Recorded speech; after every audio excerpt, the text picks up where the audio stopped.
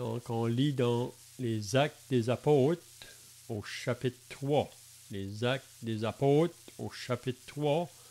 Nous allons lire du verset 1 jusqu'au verset 19. Actes des Apôtres, chapitre 3, le verset 1 jusqu'à 19. Donc, je commence la lecture, puis si vous voulez suivre dans la lecture, vous êtes bienvenus de le faire.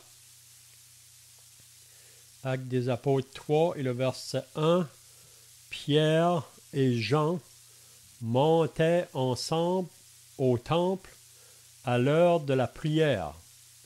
C'était la 9e heure.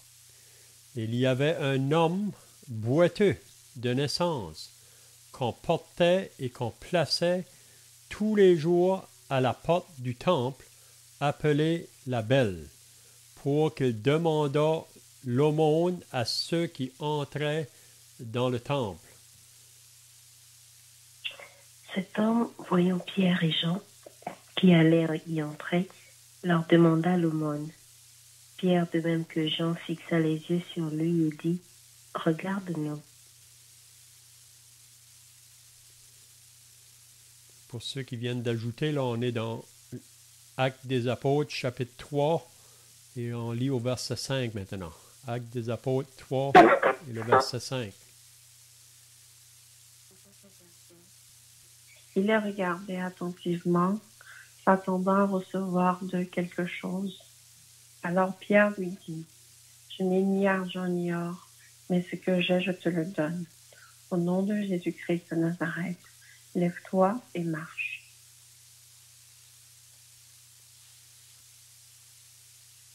Et le prenant par la main droite, il le fit lever. Au même instant, ses pieds et ses chevilles devinrent fermes. D'un saut, il fut debout et il se mit à marcher. Il entra avec eux dans le temple, marchant, sautant et louant Dieu. Tout le monde le vit marchant et louant Dieu. Il reconnaissait que c'était celui qui était assis à la belle porte du temple pour demander l'aumône. Et ils furent remplis d'étonnement et de surprise au sujet de ce qui lui était arrivé.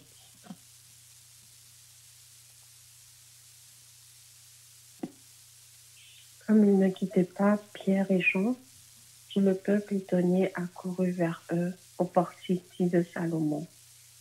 Pierre, voyant cela, dit au peuple, « Hommes israélites, pourquoi vous étonnez-vous de cela? Pourquoi avez-vous les regards fixés sur nous, comme si c'était notre propre puissance ou par notre piété que nous eussions fait marcher cet homme? »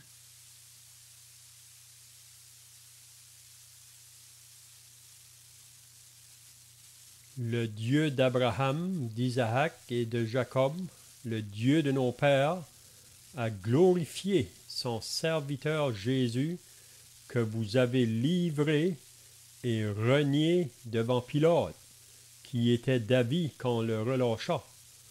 Vous avez renié le saint et le juste, et vous avez demandé qu'on vous accordât la grâce d'un meurtrier. Vous avez fait mourir le prince de la vie, que Dieu a ressuscité des morts, nous en sommes témoins. C'est par la foi en son nom que son nom a raffermi celui que vous voyez et connaissez. C'est la foi en lui qui a donné à cet homme cette entière guérison en présence de vous tous. Et maintenant, frères, je sais que vous avez agi par ignorance, ainsi que vos chefs. Mais Dieu a accompli de la sorte ce qu'il avait annoncé d'avance par la bouche de tous ses prophètes, que son Christ devait souffrir. Repentez-vous donc et convertissez-vous pour que vos péchés soient effacés, afin que des temps de rafraîchissement viennent de la part du Seigneur et qu'il envoie celui qui vous a été destiné, Jésus-Christ. Amen. C'est bien. Donc, si vous étiez là la semaine passée, on avait regardé après que les disciples, le jour de la Pentecôte, là, après que le Saint-Esprit est venu sur eux, on voit qu'ils étaient remplis du Saint-Esprit. Puis on avait vu que l'apôtre Pierre avait donné la première prédication le jour de la Pentecôte, le premier jour où l'Église a commencé. On avait dit qu'il y a plusieurs personnes, pas la majorité, mais plusieurs personnes ont été touchées après que Pierre a donné cette première prédication. On avait lu au verset 37, « Après avoir entendu ce discours, ils eurent le cœur vivement touché. » Donc, on avait dit, à moins que la parole de Dieu touche le cœur, il n'y a rien qui va se produire. Il faut qu'on soit touché dans le profond de notre être quand que la parole de Dieu se fait entendre. Beaucoup de personnes aujourd'hui restent insensibles, restent indifférents, même sont négligents, ou ils remettent à plus tard, ou d'autres vont se moquer quand que le message de l'Évangile est annoncé. Mais pour ceux qui vont accepter ce message-là dans le cœur, puis quand on l'accepte dans le cœur, c'est qu'on réalise que c'est vraiment Dieu qui nous parle. C'est vrai que Dieu parle au travers de ses serviteurs, mais quand que celui qui cherche réellement, là, honnêtement, il réalise que c'est le serviteur qui parle, mais c'est Dieu qui parle. C'est ça qu'on voit dans 1 Thessaloniciens, au chapitre 2 et au verset 13. Quand que les Thessaloniciens ont entendu le message par l'apôtre Paul, ça dit qu'ils ne l'ont pas reçu comme venant d'un homme, mais comme venant de Dieu lui-même. Donc, on avait vu après qu'ils ont reçu ce message-là, ils ont été baptisés. Donc, on avait dit que le premier pas après la conversion ou après qu'une âme est sauvée, c'est d'aller dans les eaux du baptême. Le baptême, c'est un symbole pour dire en public ce qui m'est arrivé le jour de ma conversion, ce qui m'est arrivé entre moi et Dieu. Je le dis en public. Donc, ça symbolise la mort de Christ, l'ensevelissement et la résurrection. Puis à partir de ce jour-là, je dis en public, je veux marcher en nouveauté de vie. Je veux suivre mon Sauveur, mon Seigneur. Je veux lui obéir. Donc, qu'est-ce qu'on avait vu ensuite? C'est que ces chrétiens-là veulent entendre la parole de Dieu. Donc, c'est une chose vraiment qui prend place. Après, quand on est né de nouveau, là, on est comme des petits-enfants dans la famille de Dieu, puis on a une soif de vouloir entendre l'enseignement de la parole de Dieu. On est prêt à se déplacer, à se fatiguer, à se dépenser pour être là où la parole de Dieu est annoncée.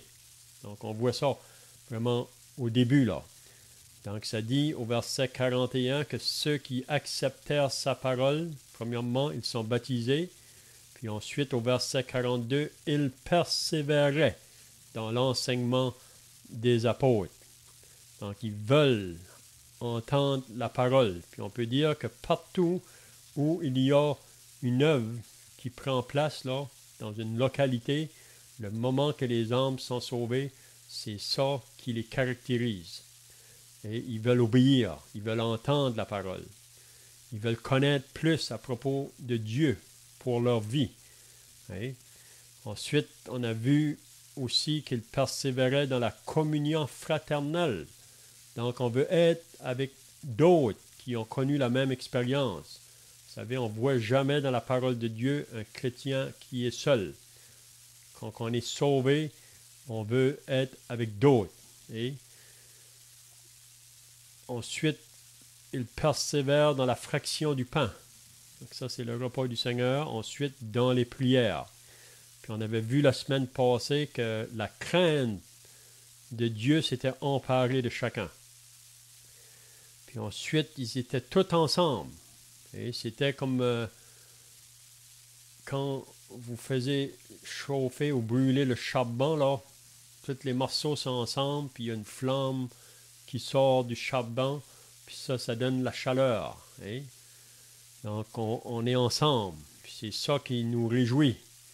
C'est ça qui fait notre joie, là. Même on chante, hein, les louanges du Seigneur.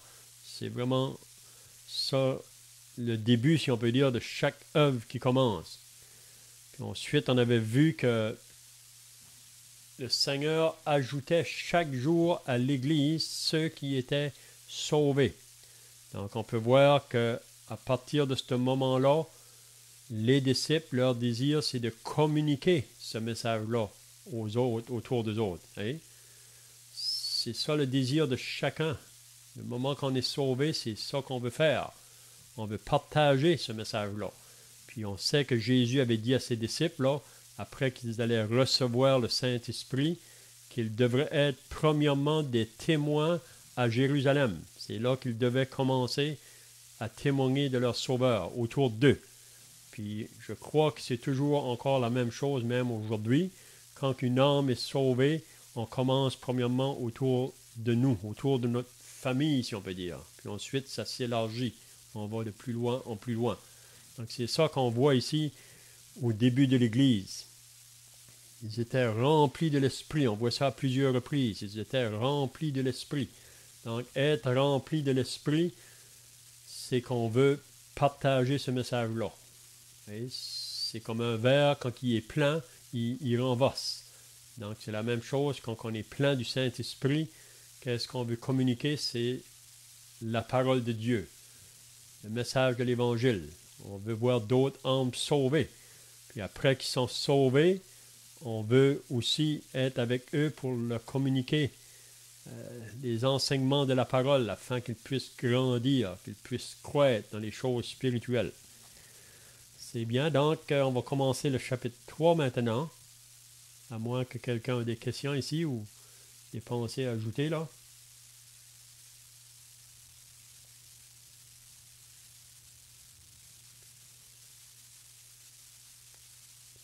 Et donc le chapitre 3, je crois que ça peut être peut-être environ 2 mois plus tard, là, après que l'Église a commencé. C'est peut-être 2 mois plus tard là, qu'on voit l'événement qui va prendre au chapitre 3. Ça peut être moins, mais peut-être ça peut être environ de ça. Donc, qu'est-ce qu'on dit au chapitre 3? Pierre et Jean montaient ensemble au temple à l'heure de la prière. C'était la 9e heure. Donc, on voit ici 2 apôtres. Puis, on voit souvent Pierre et Jean ensemble. Même avant même que l'Église ait commencé, quand ils étaient avec Jésus pendant son ministère public, on voit souvent ces 2 personnages-là ensemble. Vous vous rappelez au jour de la résurrection, quand on est venu annoncer aux disciples que Jésus était ressuscité, ça nous dit que tous les 2, Pierre et Jean, ont couru ensemble pour aller voir. Vous vous rappelez de ça? Même on voit Pierre et Jean à la fin de l'évangile de Jean, au chapitre 21. Vous vous rappelez quand ils étaient ensemble, là, ça c'est juste après que Jésus est mort. Jésus est ressuscité. Il avait déjà apparu à quelques-uns, même à tous, vraiment les disciples, dans la chambre haute, le jour de la résurrection. Mais le chapitre 21 de Jean, on voit là qu'ils étaient ensemble. Pierre était là avec eux autres. Puis ça nous dit que Pierre avait dit « Je vais pêcher ». Puis ça nous dit que tous les autres qui étaient avec lui, ils étaient 7, je pense, là, à ce moment-là, ils ont dit « Nous allons aussi avec toi ». Donc, Pierre était vraiment un homme influent. On peut voir que parmi les disciples, il était comme toujours le premier à agir, à parler. Donc, un homme comme ça peut être très influent sur les autres. On sait qu'on a tous une influence sur les autres. Donc, c'est pour ça que c'est très important d'avoir une bonne communion avec le Seigneur, parce que si je prends des décisions, que ça va influencer d'autres, mais ça va être une bonne influence qui va les faire avancer dans les choses du Seigneur. Mais quand que Pierre a pris la décision ici d'aller à la pêche, pour moi, ça, c'était pas une bonne décision pour Pierre. C'était pas une bonne influence pour les autres. Vous savez que Jésus avait dit à Pierre, le jour qu'il l'a appelé, là, il avait dit, « Désormais, tu seras un pêcheur d'hommes, un pêcheur d'âmes. » Donc, Pierre avait été appelé par le Seigneur dans le service pour lui, à aller vers les âmes perdues pour les amener au Seigneur. Puis, on voit que Pierre, dès le début du ministère public de Jésus, il s'est trouvé avec lui. Puis, jusqu'à la fin de son ministère, là maintenant, Jésus est mort. Mais Jésus avait dit qu'il allait ressusciter, puis il avait déjà apparu à chacun d'eux. Mais là, à ce moment-ci, Jésus n'est plus là, donc qu'est-ce qui va arriver là? Qui va prendre soin de nous? Qui va nous faire manger? C'est peut-être ça la pensée que Pierre a eue là. Mais on ne voit pas que Pierre a fait une prière avant de partir à la pêche. Il a juste décidé, je vais pêcher. Puis les autres l'ont suivi. Mais est-ce qu'ils ont pris du poisson ce soir-là? Ils n'ont pris rien du tout. Ça dit qu'ils sortirent et montèrent dans une barque et cette nuit-là, ils ne prirent rien. Ils n'ont pas pris rien. Puis le matin, étant venu, on lit que Jésus se trouva sur le rivage. Mais les disciples ne savaient pas que c'était Jésus. Donc, Jésus va se manifester à eux. Mais eux ne le savent pas. Jésus leur dit, « Enfants, n'avez-vous rien à manger? » Ils lui répondirent, « Non. » Puis Jésus va commander à ses disciples de jeter le filet du côté droit de la barque, et vous trouverez. Donc, on voit que quand Jésus parle, les choses vont s'accomplir. Donc, avant de prendre une décision pour quoi que ce soit, ça serait toujours bien de placer ça dans la prière devant le Seigneur. Puis le Seigneur peut, par son Esprit Saint, nous diriger. Mais ici, le Seigneur va prendre soin des autres. Puis il faut que les disciples apprennent cette leçon-là. Et si le Seigneur les a appelés à travailler pour lui dans son œuvre, c'est lui qui va prendre soin des autres. Ils ne vont pas avoir crainte pour cela. Le Seigneur va prendre soin des autres. Donc, il nous a demandé de jeter le filet, puis ça nous dit qu'ils ont pris une grande quantité de poissons. Donc, ça a probablement rappelé à Pierre la première fois que le Seigneur s'avait manifesté à eux, là. Dans Luc au chapitre 5, c'était la même chose qui était arrivée. Donc, ça dit alors, le disciple que Jésus aimait, c'est Jean. Donc, on voit souvent Pierre et Jean. Et Jacques, on voit ça souvent dans les évangiles. Ils sont souvent même avec le Seigneur, là. C'est eux qui étaient à la montagne de transfiguration avec le Seigneur. Donc, le disciple que Jésus aimait, il dit à Pierre, c'est le Seigneur. Puis c'est là que Simon-Pierre, quand il a entendu ça, ça dit qu'il a mis son vêtement et sa ceinture car il était nu et se jeta dans la mer pour aller à la rencontre du Seigneur. Puis si vous vous rappelez, Jésus leur avait préparé un repas sur le bord. Donc Jésus leur avait préparé le déjeuner. Et on peut penser la réjouissance qui s'est passée là. Puis c'est là qu'à ce moment-là, là, que Jésus avait demandé à Pierre à 3 reprises, « Pierre, m'aimes-tu? M'aimes-tu, Pierre? » Donc, si on va aller dans le service pour le Seigneur ne veut pas avoir un cœur partagé. Il veut qu'on se donne complètement, et s'il va pouvoir nous utiliser. Donc, Pierre a dit, oui, Seigneur, je t'aime. Donc, ici, au chapitre 3, on voit encore Pierre et Jean. Ils montent au temple.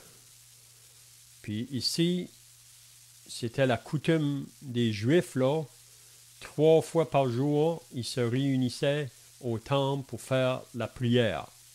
Ça se faisait à 9 heures le matin, à midi, puis à 3 heures l'après-midi. Ça, c'était la coutume des Juifs. Puis on peut bien penser que ces Juifs-là qui se réunissaient pour prier, là, ils étaient, la plupart d'entre eux autres, très loin de Dieu. Mais c'était une forme religieuse. C'était une habitude d'aller là, prier, mais vraiment, ils étaient loin de Dieu. Ils étaient loin de Dieu. C'est eux vraiment qui avaient fait mourir le Sauveur. C'est ça que Pierre va lui rappeler par la suite, là. Mais quand on dit que Pierre et Jean montent ensemble au temple, moi, j'aime à penser, peut-être vous avez d'autres pensées, là, mais quand Pierre et Jean sont partis au temple, ils avaient une raison pour y aller. Ils allaient là pour communiquer le message de l'Évangile. Ils allaient là pour rendre témoignage de Jésus. Puis probablement, avant qu'ils soient partis pour monter au temple, ils ont demandé au Seigneur de les guider. Et sans savoir qu'est-ce qui allait prendre place là, mais ils veulent aller dans ce lieu-là, probablement parce qu'ils savent qu'il y a beaucoup de monde qui va là pour prier. Donc, ils ont à cœur, avant de partir, de témoigner de leur Sauveur. Puis ça devrait être la même chose pour nous qui sommes sauvés, à la fin de l'Église, d'avoir cet exercice-là de cœur, de demander au Seigneur, même à chaque jour, Seigneur, est-ce qu'il y a quelqu'un à qui je pourrais témoigner du Sauveur aujourd'hui? Puis c'est juste demander au Seigneur. Et c'est une prière par la foi, puis il faut se lever puis partir. On ne sait pas comment les choses vont se passer, mais on sait que si le Seigneur est avec nous, que le Seigneur peut ouvrir des portes. Donc, ils sont partis. Est-ce que quelqu'un a d'autres pensées ici?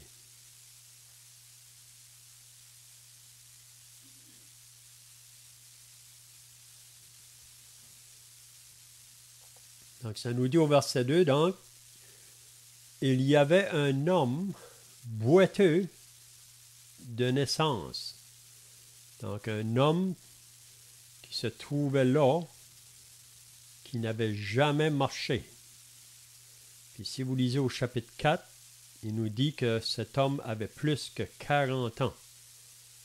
Donc, il y avait un homme boiteux de naissance. Donc, un homme qui ne peut pas marcher. Puis ça nous dit qu'on portait. Ça veut dire qu'il ne pouvait pas se déplacer lui-même. Donc ça, c'est une condition très pénible pour un homme.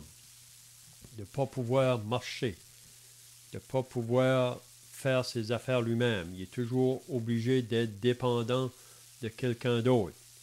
Puis on sait que toutes ces maladies qui viennent, c'est la conséquence du péché. Vous savez, si le péché n'était pas entré dans le monde, on n'aurait jamais connu des boiteux, ou des aveugles, ou des muets. Hein? Mais le péché a amené toutes ces conséquences. Puis c'est bien aussi de comprendre que c'est pas quand que quelqu'un est aveugle ou boiteux que c'est à cause que lui a péché. Ça pourrait se faire aussi, mais c'est pas toujours la raison. Vraiment, la raison de toutes les maladies dans lesquelles le monde est exposé aujourd'hui, c'est la conséquence du péché qui est venu.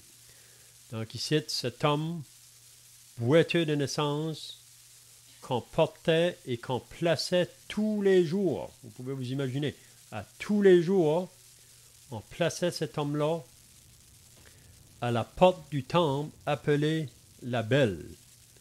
Donc on le mettait juste à l'entrée probablement. Puis ça, c'était vraiment la place. Parce qu'il y avait beaucoup de personnes qui passaient par là, même 3 fois par jour, quand ils allaient au temple pour prier. Donc, il y avait des foules de personnes qui venaient. Donc, c'était une place idéale, vraiment, pour quelqu'un qui va mendier. Puis, la raison qu'il mendiait, c'était pour pourvoir à ses besoins. Hein? Donc, ça nous dit pour qu'il demanda l'aumône à ceux qui entraient dans le temple. Donc, cet homme-là, on peut dire qu'il n'a vu des personnes. Il n'a vu des gens qui ont passé devant lui. Puis souvent, quand on va pour prier au temple, donc on peut être dans une vie religieuse, là, mais quand même, parfois, l'homme, même dans ses péchés, parfois, il peut prendre certaine pitié des autres, mais c'est là que lui attendait que quelqu'un allait lui donner quelque chose pour pouvoir à ses besoins. Quelqu'un d'autre pensez ici?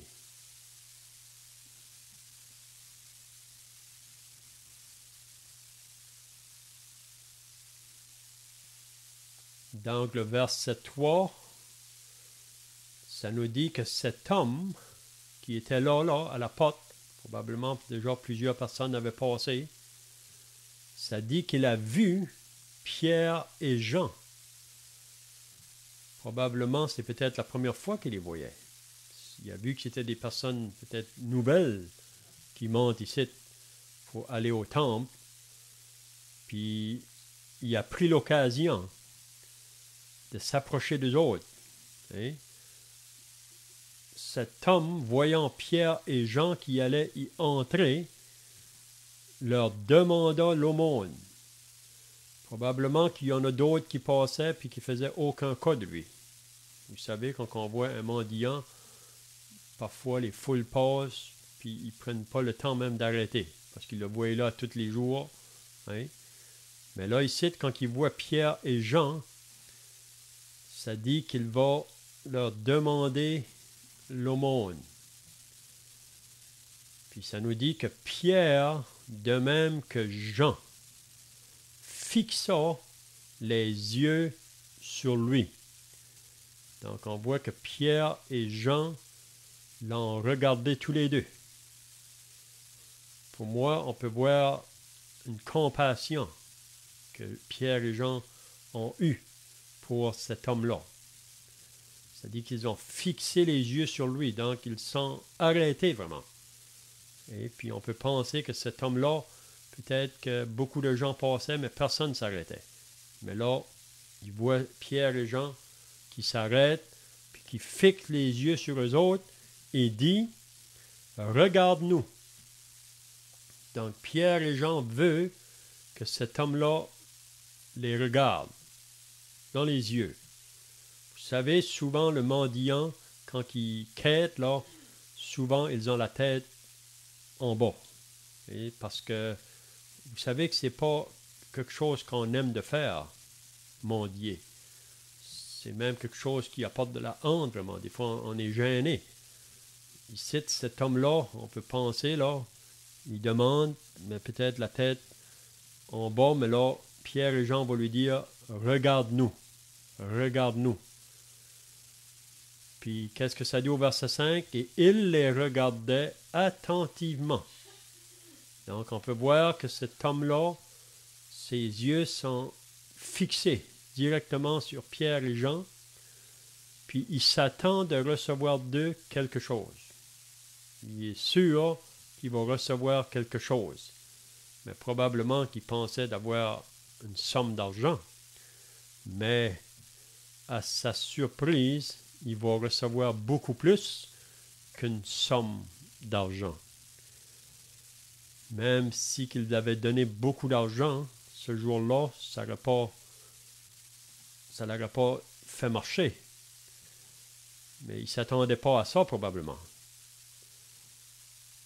Mais ça nous dit que Pierre lui dit, « Je n'ai ni argent, ni or. » Donc, les apôtres, des gens même sans instruction, des gens qui ont suivi Jésus pendant 3 ans de ministère, Donc, ils n'avaient pas ramassé les biens matériels, qui ont des gens très simples.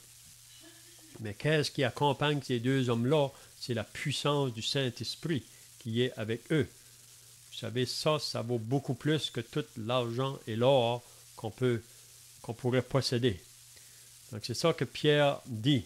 Alors, Pierre lui dit, « Je n'ai ni argent ni or. » Donc, quand il a dit cette parole-là, le boiteux a bien compris qu'il n'allait pas recevoir de l'argent ou de l'or. Mais qu'est-ce que Pierre dit? « Mais ce que j'ai. » C'est bien de souligner qu'est-ce que Pierre dit ici. « Mais ce que j'ai, je te le donne au nom de Jésus-Christ de Nazareth. » Donc, ce que j'ai, en voulant dire, ça ne vient pas de moi-même. Ça ne vient pas de ma propre force. Puis ça, c'est une chose aussi qu'on doit comprendre. Nous qui sommes sauvés, si on va être capable de faire quelque chose ou de donner quelque chose, ça ne vient pas de nous-mêmes. Et comme l'apôtre Paul peut dire dans l'Épître aux Galates, « J'ai été crucifié avec Christ, et si je vis, ce n'est plus moi qui vis, c'est Christ qui vit en moi. Si je vis dans la chair, je vis dans la foi au Fils de Dieu qui m'a aimé et qui s'est livré lui-même pour moi. » Donc, Pierre, par la puissance du Saint-Esprit, là, il peut dire à cet homme-là, « Ce que j'ai, je te le donne au nom de Jésus-Christ de Nazareth, ou sous l'autorité de Jésus-Christ de Nazareth. Lève-toi et marche. » Vous savez, c'est ça que Jésus a dit à ses disciples avant qu'il est parti au ciel. Toute autorité, ou tout pouvoir m'a été donné dans le ciel et sur la terre. Allez par toutes les nations. Donc, tout ce que les disciples vont pouvoir faire, ils vont reconnaître que c'est par l'autorité du Seigneur. Donc, si quelqu'un vous demande par quelle autorité faites-vous ces choses, vous savez, ça nous a déjà été demandé quand on visite les personnes. Qui vous a donné l'autorité de faire ça? Mais on peut leur dire que l'autorité vient de Jésus de Nazareth. Hein? Je te le donne au nom de Jésus-Christ de Nazareth. Qu'est-ce qu'il dit? Lève-toi et marche. Vous pouvez penser quand que le boiteux a entendu ces paroles-là. Probablement qu'il n'en croyait pas de ses yeux. Lève-toi et marche. Et ça nous dit, et le prenant par la main droite, il le fit lever. Donc Pierre a pris cet homme-là boiteux. Puis il a juste probablement tiré un peu. Puis au même instant, c'est un peu quand que Jésus, vous vous rappelez, était allé dans la maison de Jairus, le chef de la synagogue, qui avait venu chercher Jésus pour qu'il vienne parce que sa petite fille était grandement malade. Puis vous vous rappelez qu'avant que Jésus est arrivé à la maison, elle était morte. Puis quand Jésus s'est approché de cette jeune fille, ça dit, il l'a pris par la main, puis lui a dit, Dalita Kumi, jeune fille, lève-toi. Puis à l'instant, ça nous dit, elle s'est levée. Puis c'est la même chose ici, au même instant. Et ça n'a pas pris 1 minute, 2 minutes, 5 minutes, au même instant. Donc, à la parole. Ça nous dit que ses pieds et ses chevilles devinrent fermes. Vous pouvez vous imaginer un homme de plus de 40 ans qui avait été boiteux. Probablement aucune force dans ses chevilles. Probablement même maigre, parce que si on ne fait pas d'exercice, vous savez, on sèche même. Mais là, au même instant, ses chevilles devinrent fermes, c'est-à-dire solides. D'un saut, il fut debout et il se mit à marcher. Donc, vous pouvez vous imaginer la scène ici, là. Il y a des personnes autour de cet homme-là, beaucoup de personnes.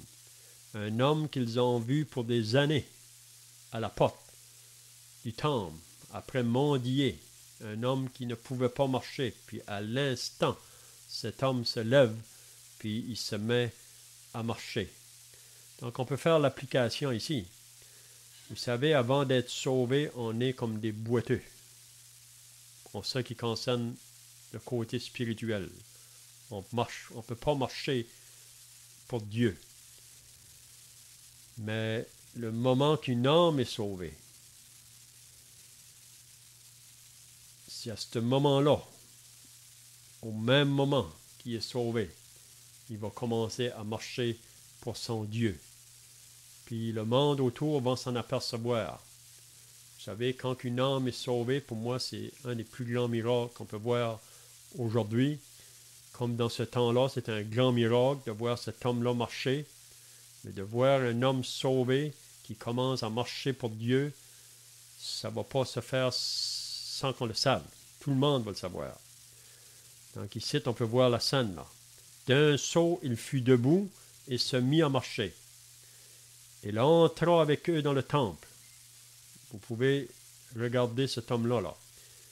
Il va suivre Pierre et Jean. Vous savez que les boiteux, ils ne rentrent pas dans le temple.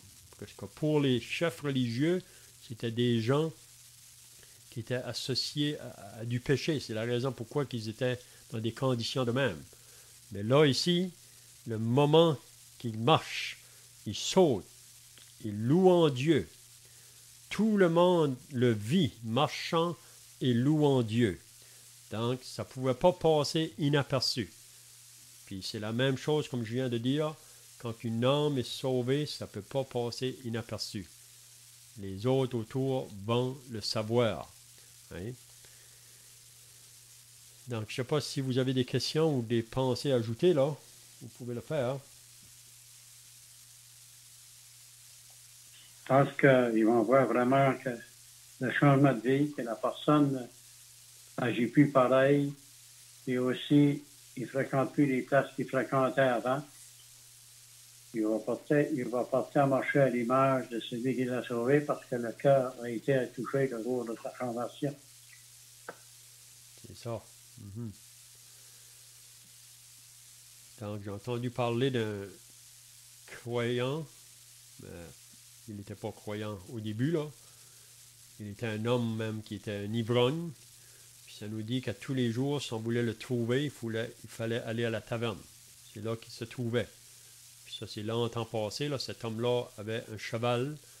Puis si on voulait le trouver, on y allait à la taverne. Son cheval était toujours attaché au dehors de la taverne. Mais un jour, on a appris que cet homme a été sauvé. Les gens ont dit, on va voir si c'est vrai. Ils sont allés à la taverne et le cheval n'était plus là. Donc il y a eu un changement dans la vie de cet homme-là. Puis, comme qui vient d'être dit, Paul le dit aussi dans la deuxième épître aux Corinthiens que si quelqu'un est en Christ, il est une nouvelle créature. Les choses anciennes sont passées, toutes choses sont devenues nouvelles. Donc le moment qu'on est sauvé, c'est une vie nouvelle. Il peut y avoir des variations avec chaque personne, mais il y a un changement qui va prendre place. Puis ça, comment ça se fait? C'est le Saint-Esprit vraiment qui vient faire son habitation en celui qui a cru. Puis il lui donne des désirs nouveaux, des désirs qu'on n'avait pas avant. Et puis comme qui vient d'être dit, on a des désirs maintenant pour aller dans les voies de Dieu. On n'a plus les désirs d'aller dans les places où on allait auparavant, parce que ça déplaît. On sait que ça déplaît à Dieu. Donc, il reconnaissait au verset 10 que c'était celui qui était assis à la belle porte du temple.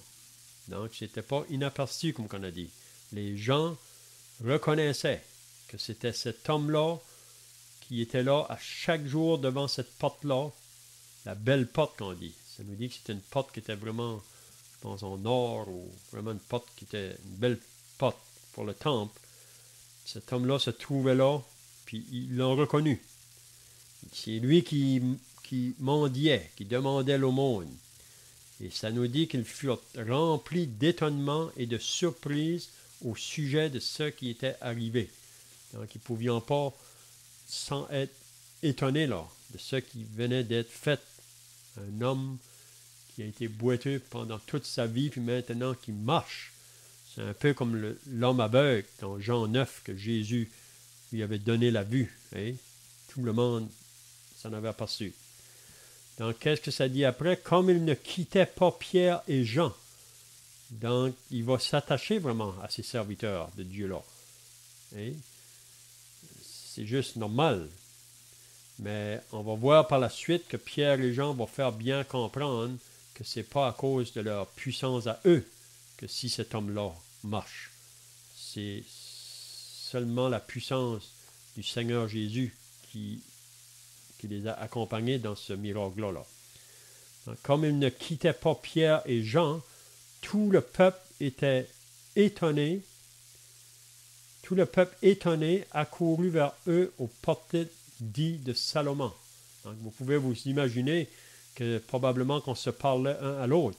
Et ça n'a pas pris de temps que la nouvelle s'est fait connaître, là. Venez voir cet homme boiteux qui est en train de sauter, qui est en train de marcher, qui est en train de louer Dieu. C'était tout quelque chose. Donc, le verset 12, Pierre, voyant cela.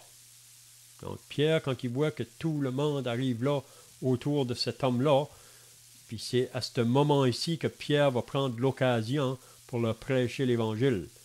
Donc, comme j'ai dit au début, probablement que Pierre et Jean, quand ils sont partis, ils ont prié le Seigneur pour qu'il les guide, parce qu'ils voulaient aller dans cet endroit-là pour communiquer le message de l'Évangile. Ils ne savaient pas comment les choses allaient se faire, mais le moment que ces choses-là se font, que cet homme-là attire des foules de personnes à cause de sa guérison.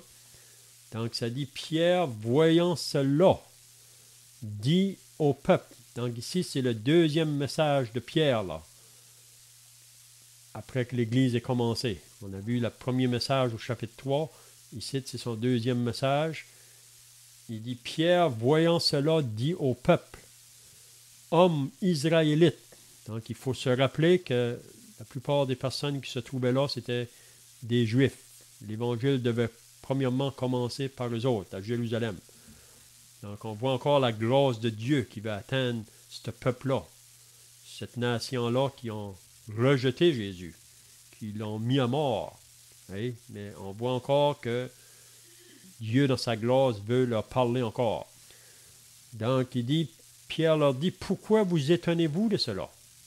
Pourquoi vous êtes-vous étonnés? Pourquoi avez-vous les regards fixés sur nous? Donc, on voit que les gens qui sont venus, ils regardaient Pierre et Jean. Et ils étaient émerveillés de qu'est-ce qu'ils avaient fait, parce qu'ils attribuaient ça à eux. Mais là, Pierre va leur dire, comme si c'était par notre propre puissance. Donc, on voit que les serviteurs de Dieu, le vrai serviteur de Dieu, ne cherche pas à attirer les gens sur eux. Il ne cherche pas à attirer la gloire sur eux autres.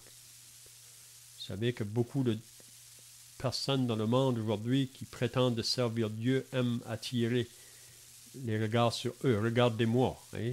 Mais Pierre et Jean ici vont dire comme pourquoi avez-vous les regards fixés sur nous comme si c'était par notre propre puissance ou par notre piété que nous eussions fait marcher cet homme.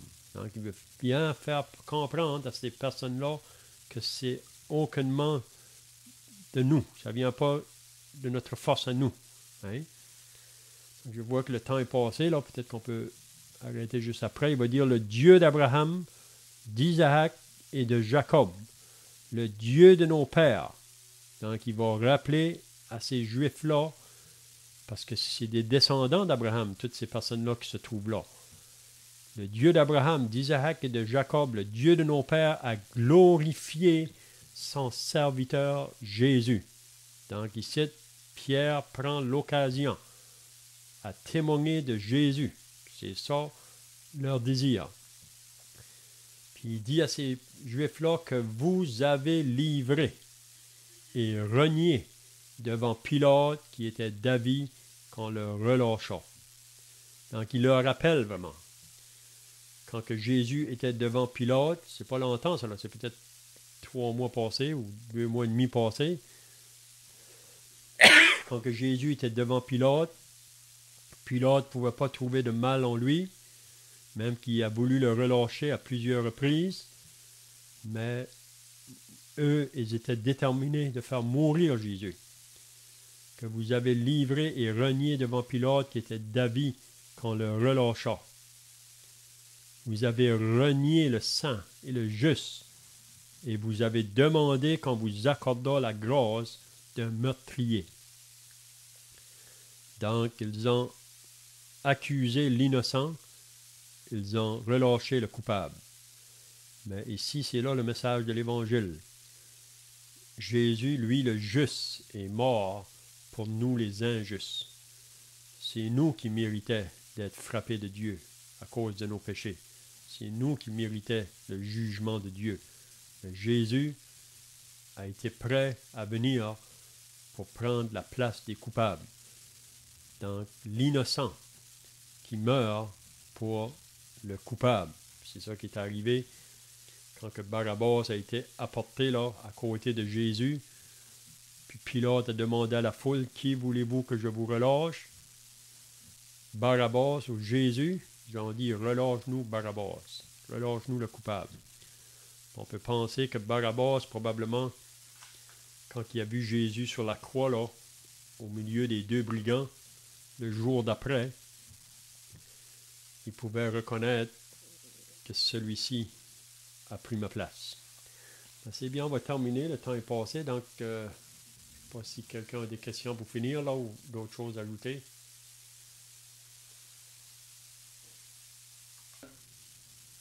Le Seigneur Jésus dit, allez, annoncer la bonne nouvelle. Alors, on a des désirs de vouloir servir le Seigneur. Si que aujourd'hui pour demain, je décide d'aller à ta place, je prie là-dessus. Est-ce que je vais vraiment là où que c'est? Comment est-ce qu'on peut déterminer si c'est moi qui veux faire ça ou c'est le Seigneur qui m'inspire à le faire? C'est pour ça que c'est important d'avoir un exercice de la prière avant de faire quoi que ce soit. Puis aussi, c'est très important là, que ma vie soit en règle avec le Seigneur aussi, là. C'est qu'il n'y ait pas de péché dans nos vies. S'il y en a, parce que c'est possible qu'on peut encore pécher comme croyant, mais c'est bien de confesser le péché. Donc, je pense que quand on est exercé dans la prière, c'est vraiment aussi une bonne attitude de confesser tout péché s'il y avait quelque chose dans nos vies. C'est juste de demander au Seigneur de nous... Parfois, le Seigneur nous donne un désir vraiment d'aller vers quelqu'un ou vers un groupe de personnes. Hein? Mais parfois, on peut être craintif parce que vous savez que la chair en nous ne veut pas faire ça. Mais si on est vraiment exercé devant le Seigneur peut nous guider. Il va dire, il faut aller, puis vous n'avez pas à vous inquiéter, puis moi, je vais ouvrir le chemin. Puis il ne faut pas toujours penser que quand que le Seigneur nous envoie sur un chemin pour annoncer le message, que les gens qu'on va rencontrer vont être réceptifs au message. Parce qu'on a appris à annoncer le message à tous les hommes, à tout le monde. Donc, mais quand on sait qu'on est dans la volonté du Seigneur, on peut y aller tranquille. Hein? Je ne sais pas si ça répond à la question, là. Oui, ça éclaircit le point. Merci beaucoup. Merci bien. OK, on va terminer par la prière maintenant. Notre Dieu et notre Père, nous voulons maintenant terminer par la prière, reconnaissant que tu as été témoin de ce que nous avons pu regarder ce soir dans ta parole. Et on veut te prier que ta parole puisse être une source de bénédiction pour nous. Quand on regarde les premiers disciples, comment que eux ont travaillé au début pour communiquer le message de l'Évangile, tu veux aussi nous utiliser aujourd'hui pour qu'on puisse faire connaître ce message-là autour de nous. Nous prions ta bénédiction sur chacun ce soir. Bénis-nous au nom du Seigneur Jésus. Amen.